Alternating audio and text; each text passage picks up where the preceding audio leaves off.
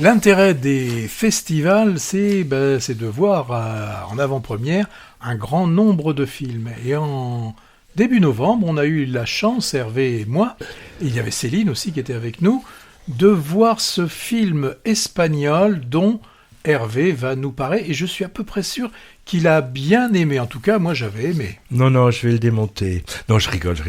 Les dimanches, Los Domingos en VO, car en effet, long métrage qui nous vient d'Espagne. Beaucoup de bonnes choses nous arrivent de l'autre côté des Pyrénées depuis un certain temps. Hein. Dernièrement, Sirat, Los Tigres, Cervantes avant Don Quichotte. Je cite ça pour faire plaisir à notre ex-recrue Céline, qui l'avait adoré. Une famille bourgeoise à Bilbao aujourd'hui. Le père, 3 filles, pas de maman, décédée depuis un moment, une grand-mère, une tante et son mari, famille soudée apparemment. Bon, on sent bien qu'il y a des tensions, hein, ne serait-ce que des tensions financières, mais beaucoup d'amour. Hein. L'aîné, Ainara, 17 ans, est brillante élève dans une école catholique et toute la famille a l'air d'être passée par là, pas forcément pour des raisons religieuses d'ailleurs. Hein. La tante, entre autres, se disant farouchement athée, on va là parce que c'est une tradition familiale et qu'on y pourvoit une bonne éducation. La jeune fille, une ado comme les autres hein, de son entourage, hein, c'est-à-dire adepte de blagues salaces, ne rechignant pas à l'alcool et même attirée par les garçons, et qui prend un grand plaisir à participer à la chorale de l'établissement, va faire une annonce étonnante. Elle souhaite participer à une période d'intégration dans un couvent attenant à son lycée, afin d'embrasser peut-être la vie religieuse. Devenir nonne, quoi. Voilà tout le monde bien pris au dépourvu par cette nouvelle qui va créer des troubles et des discussions dans la sphère familiale avec une bataille d'influence au sujet de la décision d'Ainara. Voilà le point de départ hein, et j'ai trouvé ça vraiment passionnant de voir les interrogations de cette jeune fille et les relations plus ou moins conflictuelles avec son entourage.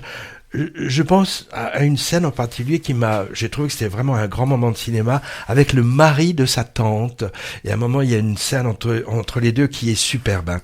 Film troublant quand même sur la foi religieuse d'une adolescente et sur le parcours d'une famille autour de sa vocation annoncée. C'est assez peu commun comme sujet hein, et assez courageux d'en faire un film hein, à notre époque de plus en plus athée. Moi je le déplore nullement, hein, je constate seulement. Hein, d'autant plus que j'ai trouvé que la réalisatrice observait, montrait, mais ne prenait pas parti finalement, évitant une position jugementale sur l'un ou sur l'autre.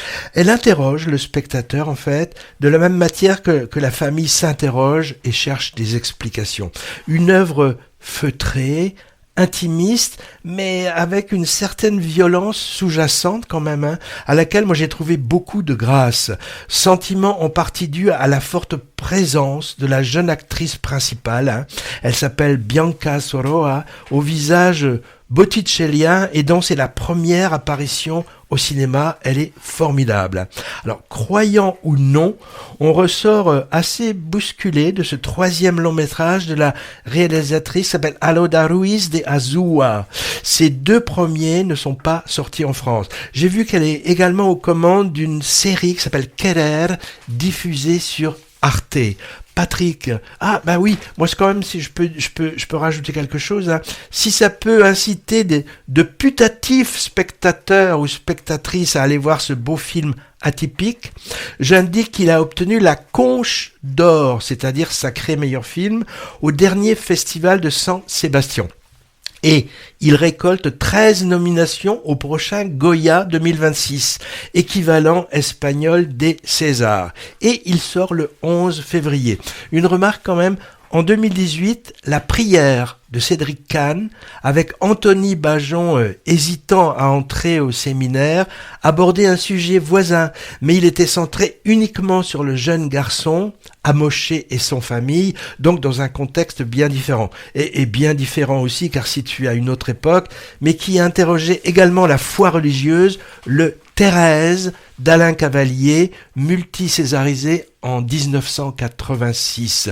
Et toi, ce dimanche, ils t'ont plu ce dimanche ? Oui, ils m'ont beaucoup plu. Ce qui m'a chose qui m'a beaucoup intéressé, c'est l'évolution du père. Puisque bon, en étant parent, on arrive un peu à comprendre, en tout cas on s'imagine comment on pourrait réagir dans une telle situation.